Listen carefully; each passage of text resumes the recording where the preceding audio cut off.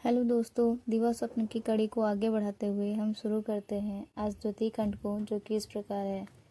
प्रयोग की प्रगति।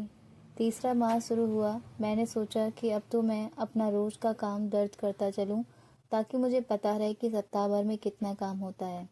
इसके साथ ही मैंने 1 महीने के काम का आलेख तैयार किया। इससे मुझे डायरी की उपयोगिता का पता लगा। यह डायरी लॉगबुक जैसी नहीं, वरन मात्र दिशा सूचक सूची थी। कहानी तो रोज चलती थी और खेल भी खेले जाते थे। बीच बीच में वार्तालाप, आदर्श वाचन और शारीरिक जांच भी चलते थे। वाचनालय की प्रवृत्ति भी धीमे धीमे आगे बढ़ रही थी। मैंने अभ्यास क्रम के विषयों में से कुछ को हाथ में लेना शुरू किया। एक दिन सुबह में बोला, लिखो डिक्टेशन। लड़के मेरी तरफ देखते रहे। शायद उनके मन में यह बात आई ही नहीं होगी कि मैं डिक्टेशन लिखाने, सबक करके लाने व देने, नक्शा पूछने और ऐसे ऐसे काम कराने वाला वैसा ही अध्यापक हूँ।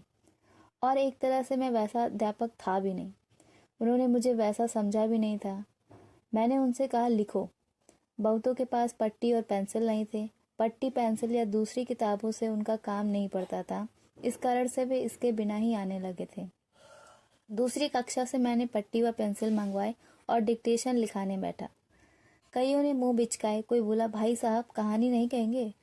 कोई बोला, किताबें कहाँ चलती हैं जो आप उनमें से डिक्टेशन लिखाएंगे? दो एक बोले, पहले हमको देख लेने दीजिए जिससे गलतियां ना हो। मुझे लगा, बिल्कुल, ये सारे हैं तो पूरी तरह से पुराने ढर्रे वाली पढ़ाई में पनपे हुए। डिक्टेशन का पुराना अर्थ ये अच्छी तरह जानते हैं, तभी तो वो इन्हें पसंद नहीं है। इसी से ये भड़क रहे हैं और डिक्टेशन वाले अंश को पहले देखना चाहते हैं। मैं वाचनालय में से एक पुस्तक उठाकर लिखाने लगा। मैं एक पूरा वाक्य बोला, पर मैंने 2-4 शब्द बोले कि तभी लड़के शब्द सुनकर लिखने लगे।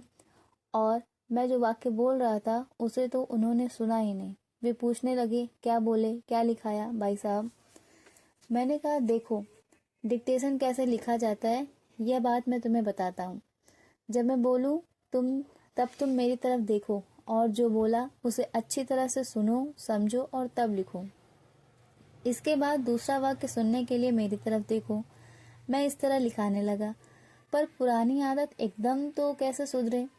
आगे चलते चलते तो सबकी यह नई आदत पड़ गई और फिर किसी को दोबारा सुनना नहीं पड़ता। मैं फिर एक बार बोला, दोबारा दोहराता भी नहीं। बच्चों ने डिक्टेशन लिख लिया और पट्टियां नीचे रख दी। जांचने पर पता लगा कि वर्तनी संबंधी त्रुटियां अधिक हैं, संयुक्ताक्षरों का भी पूरा ज्ञान नहीं है और अक्षरों की लिखावट भी सही नहीं है। मैंने किसी की गलती नहीं निकाली, जैसे तैसे देखकर पट्टियां वापस लौटा दी। सब कहने लगे, हमारी गलतियां कितनी हैं, हमारी कितनी हैं, ज्यादा गलतियों वालों को और कम गलतियों वालों को बताओ। एक बोला, अब तो लक्ष्मी राम जी भी पढ़ाएंगे, नंबर देंगे और यही सब करेंगे। मैं बोला, मैं ऐसा कुछ नहीं करूंगा। ठीक ही तो है, तुम सबको लिखना आता है और अच्छा आता है, कल फिर से लिखना। ऐसा करते करते तुमको बहुत बढ़िया लिखना आ जाएगा। रोज रोज लिखोगे तो भला आएगा क्यों नहीं, और गलतियां निकाल करके करना भी क्या था। एक लड़का बोला, लेकिन नंबर और पास फेल? मैंने कहा, तुम मुझसे कहानी सुनते हो तब क्या उसमें पास फेल होते हो? नहीं। हम खेल खेलते हैं तो क्या उसमें तुम नंबर पूछते हो? नहीं। तुम में से कुछ लड़के लंबे हैं, कुछ ठिंगने हैं, तो क्या इनमें पास फेल होते हो? नहीं। तुम में से कोई मोटा है, कोई पतला है, तो क्या इसमें तुम पास फेल होते हो? नहीं। तुम में से कोई धनवान है और कोई गरीब है, इसे लेकर क्या साला में नंबर और पास फेल होते हो? नहीं। तब फिर इसी तरह से हमारी कक्षा में पास फेल की बात नहीं होनी चाहिए। जिस बालक को कविता आती हो वह कविता गाए, जिसे नहीं आती वह याद करे। जिसे खेलना आता है वह दूसरों को खेलता देखकर सीखे, जिसे आए वह खेले और मजे करे।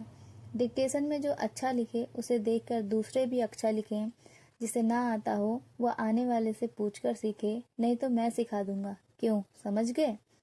सारे लड़के मेरी तरफ आंखें फाड़कर देखने लगे। उनको अचंभा हुआ था। आखिर में मैंने कहा, इसीलिए तो हमारी कक्षा की बात दूसरों से अलग है, एकदम नई बात। यहाँ अलग ढंग से काम होता है। यह हमारी कक्षा है, समझे?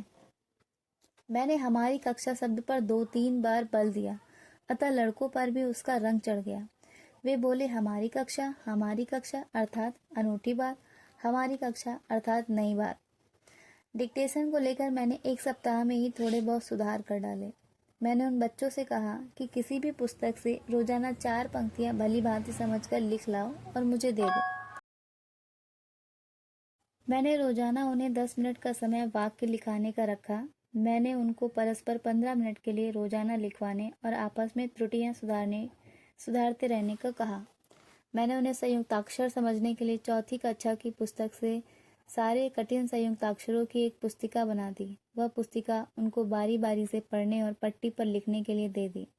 इसी प्रकार चौथी कक्षा की भाषा पुस्तक से जटिल वर्तनी वाले शब्दों की मैं एक सूची बनाने लगा और सोच लिया कि मुझे उसे किस तरह उपयोग में लाना है। हमारा काम अच्छी तरह चलने लगा। तो इस तरह से कहानी के अगले पार्ट को सुनने के लिए बने रहिए मेरे यानी अंजलि के साथ। Thank you.